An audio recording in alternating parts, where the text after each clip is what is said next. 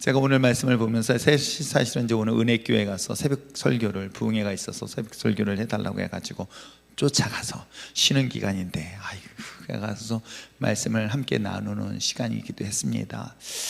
형통이라는 단어를 보면서 특히 요셉에 대한 이야기를 다시 한번 이야기를 나누게 됐습니다. 우리가 형통하면은 이렇게 생각할 수 있잖아요. 코로나로 인하여 어려운 이때에 다른 사람은 다 걸려도 난 안 걸릴 것 같다? 라고 생각하는 그런 오해는 하지 말았으면 참 좋겠습니다. 오늘 성경 속에 기록된 요셉은 우리가 함께 보았던 이 1절, 2절, 3절 짧은 본문 속에 형통하다라는 형통한 자에 대한 이야기를 할 때 전제 조건은 뭐였죠? 하나님이 함께하는 자라는 전제 조건이었다는 걸 볼 수 있어요. 그러니까 하나님이 함께하지 아니한다면 그 형통은 그것이 죄로 연결될 수 있다는 것 잊지 마시길 바랍니다. 그러므로 여러분이 형통을 목적으로 하지 마시고요, 하나님과 함께하는 것에 대한 신앙의 우선순위를 두시기를 부탁드립니다. 그러니까 어떻게 보면 우리가 본질적인 것만 추구를 한다면 나머지 것들은 자연스럽게 이루어질 수 있겠죠. 우리가 요한복음의 15장에서 이야기하고 있는 것처럼 포도나무와 가지에 대한 비유를 이야기하고 있잖아요.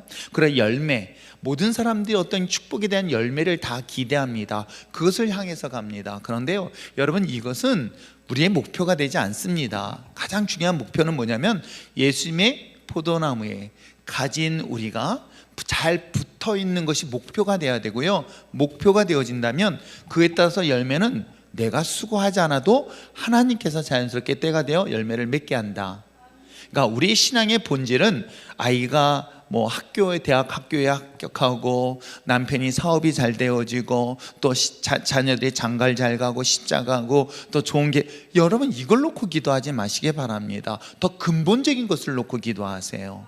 뭐냐면 내 자녀가 하나님 앞에서 신 앞에 설 수 있도록 기도하세요. 여러분의 자녀뿐만 여러분의 남편과 여러분의 가정, 여러분 사업장 다 마찬가지입니다. 하나님과의 관계만 잘 연결되어 있고 회복되어지면 어때요? 하나님께서 그 상황 속에서 열매 맺지 못하는 장가지들을 정리해서 마침내 그 열매를 맺게 하는 것은 하나님의 역사고 하나님의 놀라운 결과입니다. 그렇기 때문에 항상 기도할 때는 그런 본질적인 문제를 가지고 기도하시길 바랍니다. 오늘 우리가 삶에서 형통하길 모든 사람들이 바라요. 근데 형통하기에 있어서 가장 중요한 것은 누구와 함께 하는 것이 형통케 한다? 하나님과 함께 할 때 형통할 수 있다는 것이겠죠. 그래서 여러분 기도할 때 형통하게 해달라고 기도하지 마시고 누구와 함께 하게 해달라고? 하나님과 함께 해달라고 기도할 수 있는 우리 율전의 신앙 공동체가 됐으면 참 좋겠어요. 이게 지혜입니다. 아시겠어요? 그러니까 형통을 목적으로 신앙생활하는 사람들은 나중에 형통하면요, 하나님을 다 떠나요. 물론 과거의 저 어린 시절에는 너무 어렵고 힘들었기 때문에 당장 눈앞에 보이는 게 필요할 수 있었습니다. 그렇잖아요. 제가 이 선교사들을 만나보고 최근에 이제 또 목사 안수 받기 또 받고 나면 장로주 준비를 하시는 분들을 만나보고 이야기를 나누다 보면은 대부분의 많은 사역들 속에서 그들에게 필요한 것들을 자꾸만 공급해 주려고 합니다.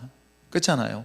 선교지 같은 데 물론 당연히 어렵죠. 당장 먹을 식량이 필요한 것이고 태풍을 만났습니다. 다 쓰러져 넘어졌으니 그거에 따라서 집도 필요하고 당장 필요한 것들이 되게 많이 있겠죠. 그런데 그것을 공급하는 것으로 만약에 멈춰버린다면 의미가 없어요. 사실 그걸 필요한 것들을 공급하면 더 이상 하나님의 존재가 필요하지 않게 됩니다. 더 본질적인 것들을 우리가 제공해 줘야 되겠죠. 한번 생각해 봅시다. 자, 지금 태풍으로 인하여 보홀이라는 섬에서 많은 사람들이 피해를 받고 지금 당장 집이 없습니다. 자, 그렇다면 그 집이 없는 가운데 그들에게 집을 져주는 것이 우선순위일까? 아니면 저 같으면은 그들을 모아서 뭐부터 시작하게 할까? 저라면 어떤 것부터 선택하게 할까요? 저는 기도하기 시작할 것 같아요. 먼저 우리 모입시다. 모여서 하나님, 정말 우리가 다시 한번 회개하는 마음으로 예배를 회복할 수 있도록, 당장 무엇인가 먹을 것을 준비하는 것, 그래 좋습니다. 없으면 우리 굶으면 되고 금식하면 되고 함께 하나님 앞에 기도합시다. 하나님의 도우심을 구합시다. 하나님 앞에 회개하는 자리로 나옵시다. 예배 자리로 나옵시다 라고 하면서 그들에게 말씀 앞에 무릎 꿇게 하고 하나님 앞에 다시 한번 자신의 신앙들을 돌아볼 수 있는 시간을 먼저 우선순위를 두는 것, 즉 말씀드린 것처럼 가장 중요한 것은 포도나무 곁에 우리가 붙어있는 것에 먼저 우선순위를 둬야 되는데 뭐부터 필요할까요? 물론 당장 내 눈에 필요한 것들이 무엇일까? 그들에게 필요한 식량이고 당장 그들에게 필요한 옷이고 그들에게 필요한 그러한 집이 필요할 수도 있을 것입니다. 그런데 더 본질적인 문제를 접근하지 않는다면 집이 있다 한들, 식량이 있다 한들, 옷이 있다 한들 과연 정말 궁극적인 하나님의 관계가 회복될 수 있을까? 저는 결코 그렇지 않다는 것을 볼 수 있습니다. 오늘 요셉의 삶 속에서도 어찌 보면 형제들부터 시기와 질투로 인하여 그야말로 애굽의 종으로 팔려갔음에도 불구하고 그가 필요했었던 것은 다른 것이 아니었습니다. 하나님이 함께 하셨기 때문에 함께 하심으로 인한 그 결과가 뭐다? 형통케 되었다라는 것들을 성경은 계속 이야기하고 있기 때문에 여러분, 코로나로 인하여 어려운 이때일수록 더 급박한 상황일수록 교회가, 우리가 먼저 구하고 또 구해야 될 것은 하나님과 더 가까이 할 수 있는, 또 하나님이 우리와 함께 할 수 있도록 거룩한 자의 삶을 살아갈 수 있는 저와 여러분 됐으면 참 좋겠습니다. 자, 그렇다면 우리가 하나님 앞에 함께 하지 않은 이유, 함께 해야 되는데 함께 하지 않으면 어떤 일들이 일어날까요? 하나님과 동행해야 될 하나님의 사람들이 하나님을 멀리했을 때 나타나는 현상들이 어떤 때일까요? 그건 바로 하나님을 멀리하는 순간 아주 간단합니다. 죄가 그들과 가까이 하다라는 것을 볼 수가 있어요. 하나님과 함께 했을 때와 하나님과 멀리 했을 때 그 결과는 놀랍게도 죄와 연결되어 있을 때예요. 자, 한번 우리가 신앙생활을 한번 한다고 하고 있을 때에 시험이라는 것이 들어옵니다. 맨 앞자리에 앉아서 은혜를 받던 우리들, 아마 여러분 다 경험하잖아요. 은혜를 받았을 때 갑자기 영미가 보이네요. 영미 하면서 얼마 전에 막 누가 막 저기 했어요. 그랬더니 영미가 어느 날 앞에서 찬양하다가 어느 날 안 보이는 거예요. 우리는 금방 합니다. 아, 얘가 지금 시험 중에 있구나 라고 했습니다. 그랬더니 목사님 몇 주만 버텨줘. 그리고 여기 앉아 있어요 지금. 자기 자리예요 여기가. 근데 여러분 어떻습니까? 우리가 신앙생활하면서 시험이라는 것이 누구나 와요. 그렇잖아요. 누구나 옵니다. 예외가 되지 않아요? 저희라고는 안 옵니까? 옵니다. 유혹이라는 방법도 오고요, 연단이라는 방법도 오고요, 시험을 통해서 분명히 하나님과 관계 속에서 흔드는 성향들이 있습니다. 때에 따라서는 풍요로움 때문에 하나님을 떠나는 경우도 있어요. 내가 여유로움이 생기니까 한번 잘 생각해 보세요. 에덴 동산에서 아담과 하와가 이 모든 것들을 만족할 정도로 풍요로운 삶을 살았던 그가 동산에서 누구와 함께 있었을까요? 유일하게 하나님과 함께 했었던 것이죠.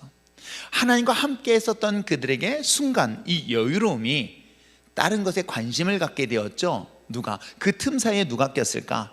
하나님과 관계에서 틈이 나면은 사단은 싹 끼어들어가서 어떻게 해요? 관계를 끊어버려요. 하나님과의 거리를 멀게 하죠. 그리고 결국 사단의 속임에 빠져서 선악을 한 나무 실과를 먹고 결국 그는 하나님과 영원한 분리 현상이 나타나게 되는 것이죠. 우리들의 삶 속에서도 다가온 시험들이 다가오면요, 은혜가 충만했을 때는 하나님 앞에 더 가까이 나갑니다. 그런데 놀랍게도 그런 시험이 오고 유혹이 오고 등등의 많은 여러 가지 문제가 딱 들어오면 이게 죄거든요. 이 시험에 대한 죄의 결과는요, 여러분 간단해요. 내가 누군가를 원망하고 미워하고 등등의 수많은 죄의 결과물들이 있단 말이에요. 이런 것들이 내 삶에서 딱 들어오면 어떤 현상이 나타날까요? 하나님께 더 가까이 나올까요? 그래서 저는 여러분, 정말 지혜로운 사람과 미련한 사람의 차이가 무엇일까? 에덴 동산을 보면서도 여러분 그 답을 알 수 있잖아요. 에덴 동산에서 선악을 한 나무의 실과를 먹었던 아담, 실수할 수 있어요. 잘못할 수도 있어요. 범죄할 수 있어요. 순간 하나님을 멀리해준 순간에 마귀가 들어와서 하나님과 관계를 잠시 동안 떨어뜨릴 수 있어요. 근데 그 답을 어떻게 찾으면 돼요? 놀랍게도 항상 동산에서 아담 하와는 하나님과 함께 했던 그들이 제일 먼저 했던 게 뭐예요? 하나님의 낯을 피하여 숨었더라는 거예요. 이건 되게 중요한 문제인 거예요. 하나님의 관계에서 멀어진다는 거예요.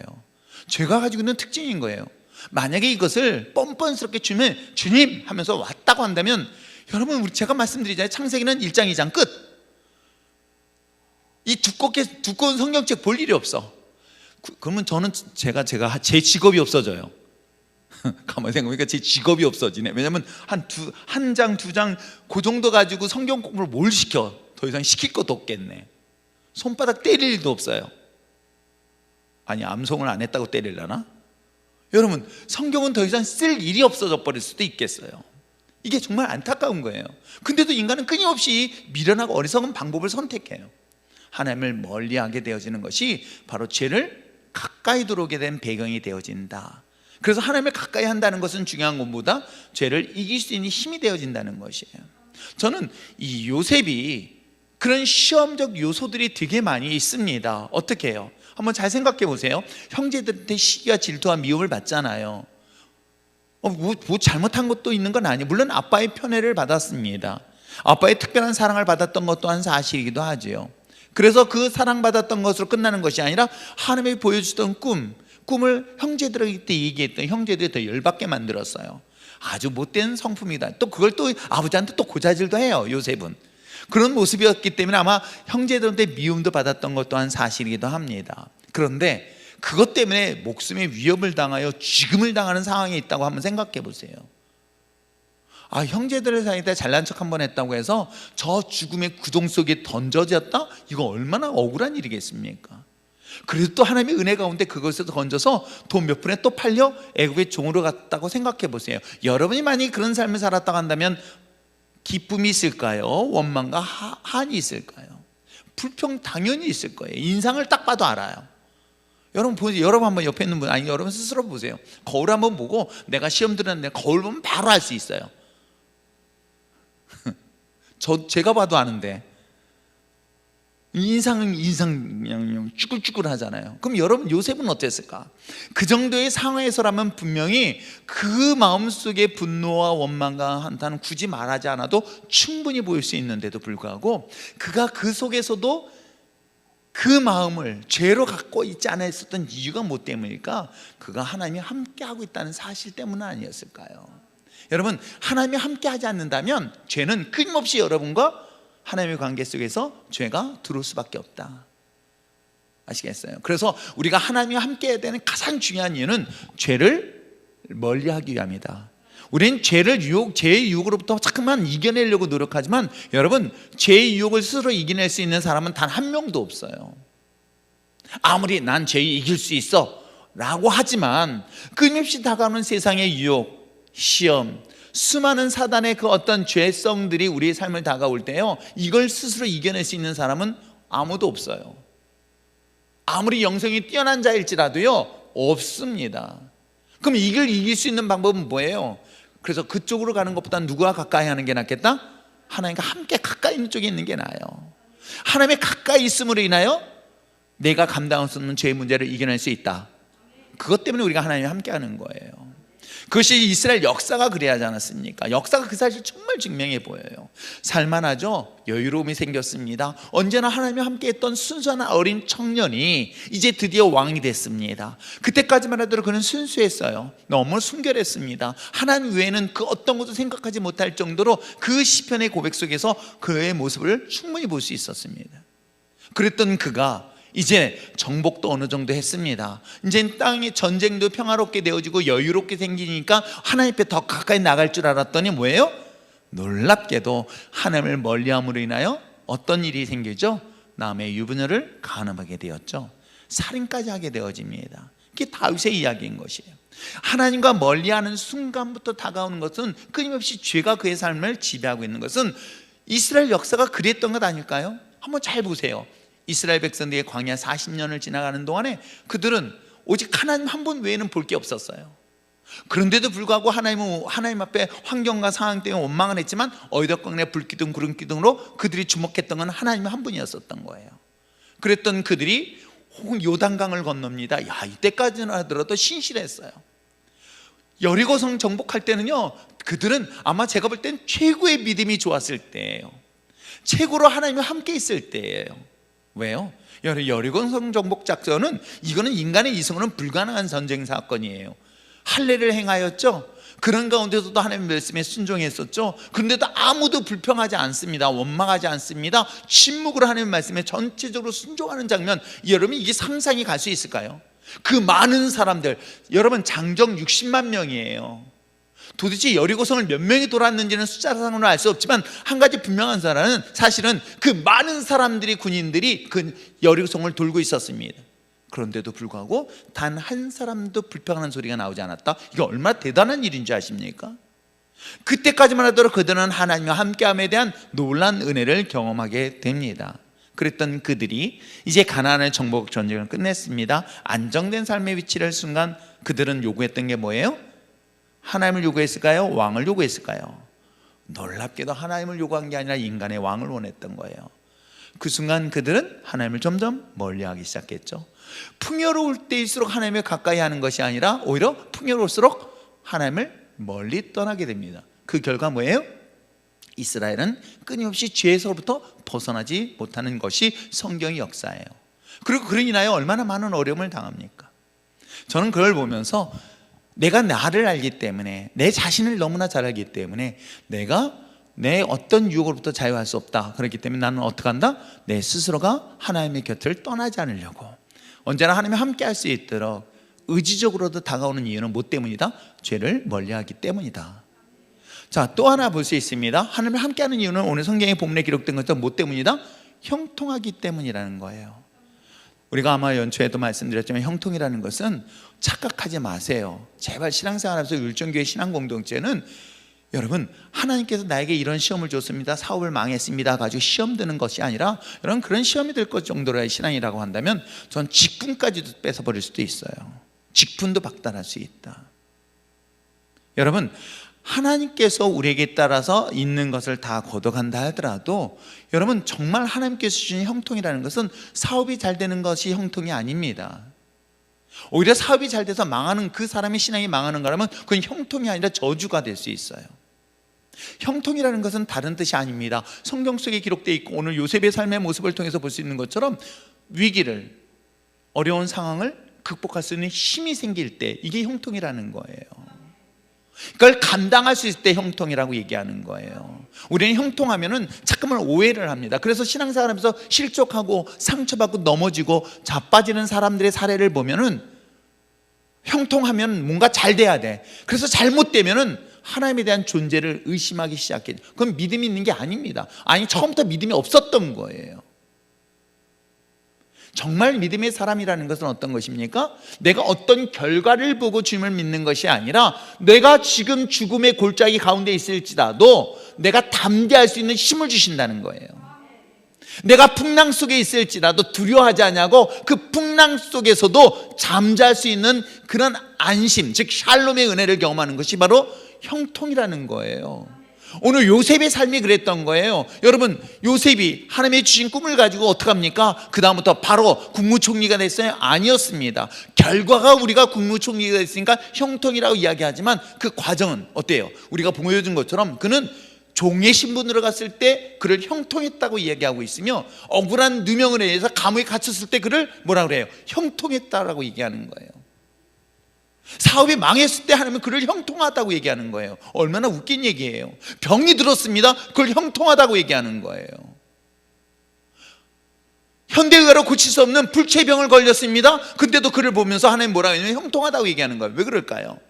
내가 설령 사업의 경제적 어려움이 있고 육신의 질병으로 인해 죽음의 순간에 있을지라도 다른 사람들은 다 걱정해, 다른 사람은 다 염려해, 다른 사람들은 근심으로 인하여 오히려 불안해할 때 나는 내 마음이 편안해. 나는 아무 걱정이 되지 않아요. 염려가 되지 않아요. 그럴 때 우리 집사람이 제일 잘 쓰는 말, 해맑다. 이게 좋은 표현이죠? 네, 못된 표현은 뭐예요? 철없다. 철 있다. 나는 철 있다. 아, 이거 누가 심형래 씨가 얘기했나? 뭐가 없다고, 연고 없다 그랬는데 철이 있다, 난 얘기할 수 있어요. 여러분, 환경과 상황에 따라서 내 마음이 움직이지 않아요. 지금 막 사람들이 다 긴장을 해. 어떻게, 뭘 긴장을 왜 하지? 저는 잘 모르겠어요. 근데 다들 겁내가고 있더라고요. 물론 아픈 사람이 있으니까 그건 좀 조심스러워 하겠지만, 여러분, 이런 상황 속에 있었을 때에 과연 어떤 상황이 있을지라도 저는 이런 최악의 경우도 항상 생각해 봐요. 설령 그래서 내가 망한다 할지라도, 설령 이로 인해서 내가 죽음에 이른다 할지라도 내가 두려워할 게 무엇이 있을까? 내가 염려할 이유가 뭐가 있을까? 왜요? 난 죽어도 어디를 갈 수 있다? 천국 가 있는데 뭐가 그렇게 두렵겠어요? 아니, 천국이 그렇게 나쁜 곳이라면 뭐하러 천국 예수 믿으려고 그래? 여기보다 천국이 더 좋다는 확신이 있다면 지금 내 환경 속에 어떤 상황이라도 그것은 두려움의 대상이 될 수가 없는 것이겠죠. 이런 상황에 믿음을 갖다 보니까 그 자체가 형통이라고 얘기하는 거예요. 그러니까 우리가 보는 기독교인들의 형통이라는 것은 결과론적으로 잘된 것이 형통이 아닌 거예요. 어려움 속에 있을 때 어려움을 이길 수 있는 힘이 있을 때 그걸 형통이라고 이야기하고 있습니다. 고난 속에 있을 때 고난을 고난으로 보지 않냐고 고난을 즐거움으로 감당할 수 있는 그런 것을 말하는 형통이라고 이야기하는 것이에요. 태풍이 몰려왔습니다. 다른 사람 다 두려워 덜덜덜 떨고 있을 때에 여러분 어떻습니까? 그 태풍 속에서도 즐기는 사람이 있어요. 무슨 일이랄까? 여러분 이런 기대하는 마음이 있을 때 그 자체를 뭐라 그래요? 하나님이 형통이라는 단어를 사용하고 있는 거예요. 그 형통은 결과론적으로 어떻게 되어져요? 열매를 맺게 되어 있습니다. 여러분 정말 태풍으로 흔들리고 있었을 때 모든 나무 가지들은 두려워 떨고 있습니다. 그런데 포도나무에 단단히 붙어 있다고 한다면 어때요? 염려하지 않지 않아요. 그럼 기다리면 때가 되면 어때요? 여러분 포도나무에서 그 열매를 맺는데 수많은 과정들을 겪지 않나요? 지금 차가운 영하 10몇 도의 날씨를 이겨내야 되고 또 어떻습니까? 때에 따라서는 강풍이 불어요. 옥상에 보니까 강아지 집 뚜껑이 없어져 버린 거예요. 난 이 뚜껑 누가 가져갔나 했어요. 이거 누가 가져갔지? 한참 찾았더니 그 뚜껑이 저쪽으로 날아가 버린 거예요. 왜 날아갔을까요? 문 목사가 날렸어요. 제가 믿다. 그건 아니겠죠? 뭐 때문에요? 바람에 날렸겠죠. 그렇잖아요. 바람에 날렸습니다. 그래서 제가 얼른 어디에 샤인머스켓 봤죠. 당연히 혹시라도 가지 부러진 게 있나 열심히 붙어 있어요. 저는 이런 원리를 보면서 태풍에 몰아친다 한들, 천둥번개가 몰아친다 한들, 소나기가 내려친다 한들 포도나무 즉 예수 그리스도에 붙어 있다고 한다면 여러분 때가 되면 자연스럽게 열매를 맺어요. 이 과정 속에서 평안하게 주님 품 안에 있으면 이게 샬롬인 거예요. 이게 바로 형통인 거예요. 근데 이 과정에서 두려워하고 염려하고 있다? 거기서 무슨 열매를 맺을 수 있을까요? 그건 열매를 기대하는 것이 그건 기대하지 마십시오. 아시겠습니까? 그래서 요셉의 삶 속에서 하나님과 함께하는 이유가 그 형통은 결국은 그 모든 과정을 이길 수 있는 힘이 우리 안에 있다 없다? 있다. 그렇죠? 오늘 권요셉 강도사가 사모한테 무지하게 구박을 받았대요. 왜 구박을 받았는지 막 눈치 줘가면서 그냥 그래서 어제 집에 들어가지도 못하고 성교관에 올라 그랬더니 성교관에는 이미 있어가지고 가지도 못하고 그래서 저한테 전화해서 그럼 어디 갈 거 했더니 모텔에 들어간대. 야 모텔 들어가면 안 되지. 너로 인해서 그 모텔 소독해야 되는 거 아니? 그럼 어디 차에 있어야지 임마. 차에서 기도해야지 절약에도. 근데 아무튼 어떻게 들어갔나 봐요. 여러분 그런 상황 속에서도 어때요? 저는 재밌더라고요. 내가 내일이 아니라서 그런가?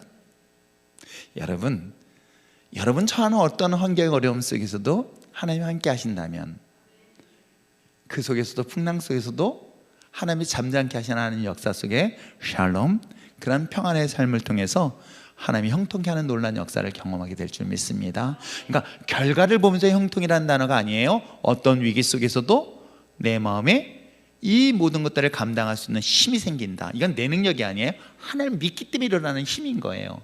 그게 바로 형통의 본질이다. 아시겠죠? 그렇다면 어떻게 하면 형통할까요? 어떻게 하면 하나님과 함께 할까요? 저는 오늘 말씀을 묵상하면서 요셉을 묵상하면서 오늘 또한 은혜교회 성도들한테도 그런 얘기를 했어요. 두 가지를 잘 알아라고 했어요. 내가 하나님 앞에 붙어있는 방법, 하나님과 함께하는 방법이 뭘까? 죄를 멀리하고 형통케 되기 위해서 하나님과 함께할 수 있는 방법이 뭘까? 하나님은 언제나 우리와 함께 하시길 원하세요. 하나님과 함께할 때 우리는 강제로 하나님이 우리를 목 붙잡아 놓고 데려올 것인가? 아니, 하나님이 굉장히 인격적인 분이세요. 탕자를 보면서 기다리시는 하나님이시잖아요. 그냥 멍청하게 돼지 쥐업 열매까지 왜 먹으려고 해? 안 먹고 그냥 주님 앞에 있으면 얼마나 풍요롭게 삶을 살 수 있었을까? 근데도 인간은 끊임없이 죄된 모습으로 그런 모습으로 살아가고 있으면서도 불구하고 여러분, 내가 하나님과 함께하는 방법이 뭘까? 이걸 굳이 또 두들겨 맞아가면서 그런 거 있잖아요. 똥이 있습니다. 야, 똥인지 된장인지 맛을 봐야 된다. 그래서 손가락 칵 쥐어서 똥을 먹어봐야 될까요? 그럼 제가 입에다 넣어드릴 수 있어요. 강제로. 그럴 필요 없잖아요. 정말 그럴 필요 없습니다. 물론 제가 여러분을 훈련 차원에서 정말 저는 훈련을 시키겠다는 그런 마음이 되게 커요. 그래서 때에 따라서는 매를 대기도 하고 화도 내기도 하고 때에 따라서는 매몰차게 그냥 모른 척도 해버려요. 제외도 시켜버려요. 여러분, 이거는 그냥 사인일 뿐이에요. 만약에 하나님이 그러신다고 한번 생각해 보세요. 이게 얼마나 더 무서운가. 하나님이 여러분을 정말 그 시선을 돌려버리신다고 한번 상상을 해보세요. 이건 정말 무서운 일이거든요. 제가 이런 것들을 여러분을 통해서 보여주고 알려주고 있는 거예요. 그래서 제발 하나님 앞에 바로 쓰라고 얘기하는 거예요. 그랬더니 또 목사님이 자기에게 관심이 없다는 등, 여러분, 하나님의 관심 없는 걸 더 무서워하세요. 아세요? 어느 순간인가 하나님이 딱 침묵하는 거는요, 한 버리시겠다는 뜻이에요. 이스라엘 역사가 그랬던 거예요. 어느 순간부터인가 하나님의 관심이 있을 때는 그나마 매를 드세요. 어떻게? 이방인을 통해서라도 매를 들어서 돌아오게 합니다. 그런데 그것이 끝나니까 어떻게 해요? 그 순간부터 하나님은 탁 끊어버리세요. 그리고 멸망의 길로 가버려요. 이게 이스라엘 역사인 거예요. 그렇기 때문에 여러분들이 하나님과 가까이 할 수 있는 방법은 뭘까? 저는 그것이 예배 자리라고 좀 봐요. 정말 여러분, 정말 끊임없이 방해하는 게 뭘까요? 오늘도 예배 드릴 때 예배 나와야 될 사람들이 뭐 때문에 못 나올까? 코로나 무서운 거야. 거리 충분히 두고, 정 안 되면 방독면 쓰면 되잖아요. 방독면이 뭐지? 뭐 이게 뒤집어 쓰는 걸 뭐라 그래요? 에? 방한복? 또 뭘 입어? 하여튼 자우지간 뭘 뒤집어 쓰든, 내가 그 마음의 자세인 거야. 내가 예배의 자리에 내가 있다. 내가 하나님 앞에 예배드리겠다는 그 마음들이 어느 순간부터 이게 정말 많이 흐트러져 있다는 거예요. 내가 하나님 앞에, 여러분, 왜 예배가 그만큼 중요한 것일까 잘 생각해 보세요. 인간의 연약함 때문에 그래요.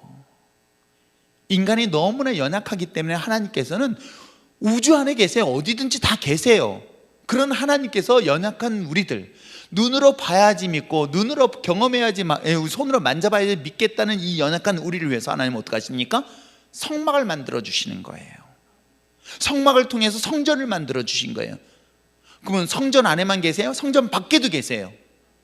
그런데도 불구하고 왜 성전을 만들어서 하나님이 스스로 그 안에 계신지 아십니까? 최소한 연약한 우리들이 다른 것 보지 말고 그 안에 중심으로 모이라는 뜻으로 하나님이 성전을 만드셨다는 것이에요. 그런 성전의 기능이 어느 순간부터인가 이게 사라져 버리는 거예요. 그래서 저는 이건 회복해야 될 신앙이다. 내가 하나님 앞에 드려질 성전 예배는 우리가 회복해야 될 신앙의 본질이다. 물론 이것을 우상화시킬 필요는 없어요. 그런데도 불구하고 내가 하나님 앞에 드려진 약속과 시간, 장소 정했다고 한다면 그것을 위해서 모든 방해를 물리치고 그 자리에 나올 수 있는 용기와 결단, 이게 얼마나 중요한 것인지 아십니까? 물론 이 단계가 지나서 어느 곳이든지 하나님 앞에 예배드릴 수 있는 신령한 위치에 있다면 그건 그 다음부터는 이 교회 공간은 필요 없어요. 그래서 저는 궁극적으로 제가 신앙의 목표를 어떻게 하냐면, 처음에는 전도하고 모이게 하자, 훈련시키게 하자, 성전 중심의 훈련을 시키자. 그리고 성전 중심의 훈련이 다 되어지면 굳이 여러분들이 이곳에 안 모여도 돼요. 그때는 여러분은 어느 곳에서든지 하나님 앞에 예배드릴 수 있는 위치가 돼야 된다. 이 정도의 신앙의 위치가 돼야 되는 게 맞아요. 그런데 아직 거기도 안 갔는데, 여기까지 되지도 않았는데 내가 거기를 떠나겠다 하면 누구의 밥이 되는지 아십니까? 아까 말씀드렸죠? 하나님과 멀리하는 죄를 범할 가능성이 너무 크다는 거예요. 그럴 때 일단 성전 중심의 신앙생활은 하나님을 가장 가깝게 하는 우선순위다. 그것이 아브라함이 그리했던 것처럼, 또한 성경에 기록된 많은 성령의 역사를 통해서 보여줬던 믿음의 선진들이 그러한 모습들을 보여준 것처럼, 여러분 그렇지 않습니까? 이스라엘 백성들이 멸망하고 포로로 끌려간 다음에 그들이 기대하고 있는 뭐예요? 성전 회복이었던 거예요. 하나님은 뭐 애굽이든 아니면 바벨론이든 하나님이 그곳에 안 계셨을까요? 분명 바벨론에 있었던 그 선지자를 통해서도 하나님이 예언하시는 거 보면 세계 어느 곳에도 계시는 분이에요. 그런데도 불구하고 연약한 우리를 위하여 하나님이 제한된 공간에 모이게끔 했다는 것이죠. 그러므로 여러분이 하나님과 함께하기 위하여 성전 예배 중심을 항상 우선순위를 둘 수 있는 여러분 됐으면 참 좋겠습니다. 그러나 성전 예배 중심만이 아니에요. 삶의 현장에서도 예배를 드린 자의 삶을 사시길 바랍니다. 교회 안에서만이 그리스도인이 아니라 교회 밖에서도 그리스도의 삶을 살라는 거예요. 한영미 자매가 사업장에 있습니다. 그 사업장이 나의 예배 공간이 돼야 돼. 그것이 수다 떠는 방앗간이 돼서는 안 돼요. 그렇지? 그곳에서 많은 사람들이 복음을 전할 수 있는 선한 영향력. 내 가정은 어떨까요? 내 가정도 나의 예배 처소가 되어야 됩니다. 그러니까 이것은 요셉의 삶이 그랬던 거예요. 하나님의 성전에서뿐만 아니라 그 성전 밖인 애굽, 이 보디발의 가정에서도 그랬고, 감옥에 있었어도 그랬었고, 애굽이라는 국무총리의 자리에 있었어도 누구야? 사람들이 볼 때 그는 누구와 함께 했던 사람이다? 하나님이 함께하는 사람이라 이야기하고 있는 거예요. 우리 그리스도인들이 세상에서 욕 얻어먹는 건 뭐 때문이에요? 저 사람은 장로인데, 저 사람은 집사인데, 삶의 현장에서는 개판이다 라는 소리를 수없이 듣게 되어져요. 목사인 우리도 마찬가지겠죠. 강대상에서 뿐만 아니라 집에서도, 또한 내 현장, 삶의 현장에서도 그리스도인의 거룩함을 드러내야 되는 건 당연한 것이겠죠. 요셉이 단순히 성전으로 하나님과 관계했던 그 삶의 모습들을 어떻게 해요? 예배자의 삶뿐만 아니라 현장에서도 인정받는 삶을 볼 수가 있습니다. 그래서 저는 기독교인들은요, 그래서 게을르면 절대 안 된다. 전 게으른 사람들은 악한 사람이다라고 정의 내릴 수 있어요. 게으른 것을 분명히 악한 거예요. 그래서 성경은 게으르고 악한 종이라고 표현하고 있어요. 그럼 그리스도인들이 내가 신앙생활뿐만 아니라 밖에 생활에서도, 학교 생활에서도, 직장 생활에서, 사업장에서도 열심히 정말 모범을 보이면서 예배자의 삶을 살려면 어떻게 해야 되는지, 부지런하지 않으면 안 되는 거예요. 알았지? 내가 학교 학생으로서도 더 열심히 공부하고, 아까 보니까는 깜짝 놀라서 셋이 저게 널브러져 가지고 난 기도하는 줄 알았더니 그냥 셋이 그냥 널브러져서 문 열고 따고 들어갔더니 셋이서 방학했다고 앉아 있더라고요. 그래서 공부하는 거지 그랬어요. 그러니까 여러분들이 요셉의 삶 속에서 하나님이 함께하기 위함에 대해서라면 예배의 삶, 우리가 신앙 공동체인 교회 공동체의 예배의 삶의 우선순위 뿐만 아니라 삶의 현장에서도 내가 그리스도인으로서, 그리스도인의 뜻도 뭐 그냥 양보하고 그걸 말하는 게 아니에요. 잘못된 것, 죄에 대해서는 냉정하게 거부할 수 있고, 아닌 건 아닌 거라고 자신 있게 말할 뿐만 아니라 죄에 대해서는요, 그럼에도 불구하고 그리스도인의 삶을 선한 영향력을 미칠 수 있는 그런 그리스도인의 삶의 현장이 곧 그 자체가 예배자의 삶이다. 그것이 요셉을 인정받게 된 배경이 되지 않았을까요? 그를 믿을 수 있었던 이유도 바로 삶의 현장에서 그의 모습을 보았기 때문은 아니었을까요? 그리하여 마침내 그를 애굽의 총리로 세우셨다는 걸 본다면, 사랑하는 성도 여러분, 오늘도 언제나 하나님이 함께하기 위한 그 자리에 우선순위를 둘 수 있는 저와 여러분 되어주를 부탁드립니다. 참고로 저를 위해서 기도는, 제가 좀 안 보인다 해서 목사님 없으니까 신나서 하지 마십시오. 전 그 사이에요, 지금 4월 노예 준비하느라고 정신없어요. 막 그냥 계속, 어제도 거의 그저께도 1시 넘어서까지 계속 작업 들어가고, 이걸 또 하려면 또 어설프게 하고 싶진 않고, 또 완벽하게 준비를 하려는 작업들을 종종 하다 보니까 제가 요즘 그런 시간에 있을 때 여러분들 저를 위해서 기도해 주세요. 잘 노예를 잘 섬길 수 있도록. 그래서 우리 수원 노예를, 제가 이제 목회가 이 교회만이 아니라 노예 또 수기총이라는 그 기독교 단체에서 섬길 수 있는 기회에 최선을 다해 섬길 때, 하나님이 이 또한 목회한 사람으로서 목회한다는 그런 마음을 할 때 여러분들이 많은 기도로 도와주셔야만이 제가 정말 영적으로 흐트러지지 않도록 그 일들을 잘 감당하게 될 줄 믿습니다. 그렇듯 하나님과 함께함으로 인한 저와 여러분, 저뿐만 아니라 여러분도 형통한 자의 삶을 통하여 영광 나타날 수 있는 우리 유일한 신앙 공동체가 되시길 주님 축복합니다. 기도할게요.